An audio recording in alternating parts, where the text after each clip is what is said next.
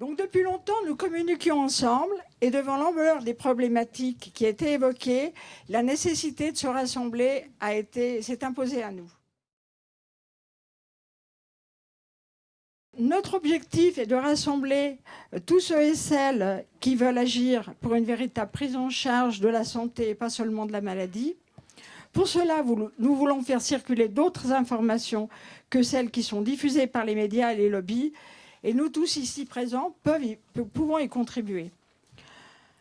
Notre outil de base pour l'instant est le site de l'association et en parallèle les communications sur Facebook et Twitter. Donc beaucoup de demandes nous sont adressées par des patients qui recherchent des médecins bienveillants. Mettre en place un fichier n'est pas simple.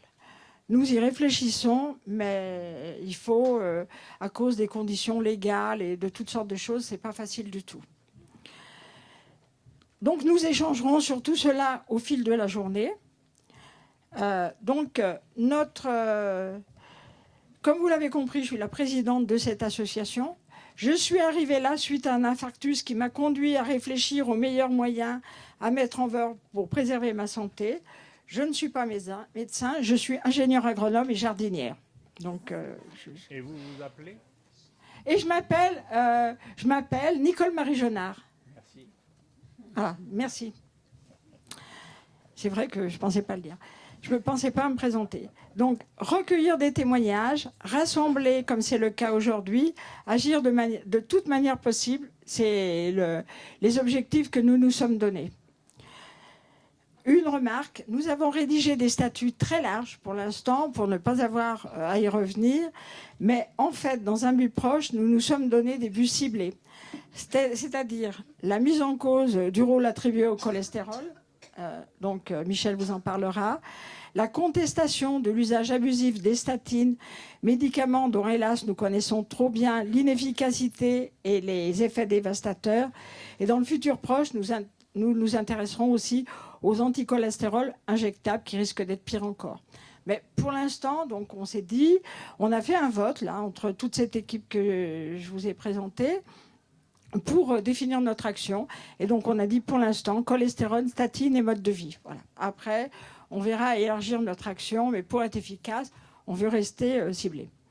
Donc tout cela aussi ne peut pas se concevoir sans la promotion d'un mode de vie propre à restaurer la santé, diète méditerranéenne, exercice physique, etc. Bien entendu, tout cela est lié de près aux travaux du docteur Michel de Longeril et de son équipe et de ses collègues et de tous les gens qui l'ont accompagné.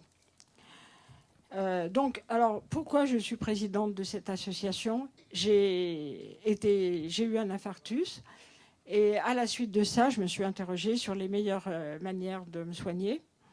Donc j'ai rejoint le blog du docteur Michel de Longeril. J'ai été soignée par un médecin bienveillant dont j'espérais qu'il serait dans la salle, mais je ne l'ai pas vu, donc je ne suis pas sûre qu'il soit arrivé.